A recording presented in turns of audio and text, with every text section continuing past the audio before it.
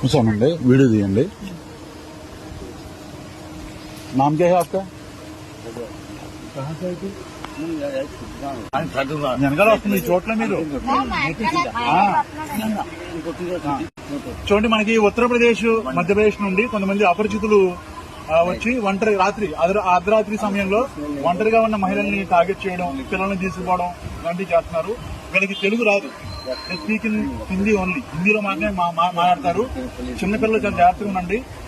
అలాగే ఇప్పటి వరకు జగన్నాథపురం గ్రామంలో దుర్గాదేవి ఆలయం వద్ద కొంతమంది ఆడవాళ్లు బట్టలు అవుతుంటే వాళ్ళ దగ్గర కొద్దిగా అనుచితంగా ప్రవర్తించాడు ఇతను.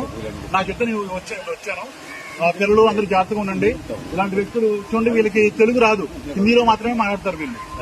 ఇలాంటి వ్యక్తుల్ని గమనించి పోలీస్ కంప్లైంట్ ఇవ్వడం చాలా మంచిది. చాలా జాగ్రత్తగా ఉండండి. చిన్నపిల్లలు చాలా జాగ్రత్త. చూడండి, పిచ్చిగా ఆ భాష మనకు అర్థం అవ్వట్లేదు. आपका नाम क्या है? कहाँ से आया? क्या? राजा? क्या राजा? स्टेट का नाम? ఇలా ఉంది పద్ధతి. సమాధానం చెప్పట్లే, ఏదేంటో చెప్తున్నాడు.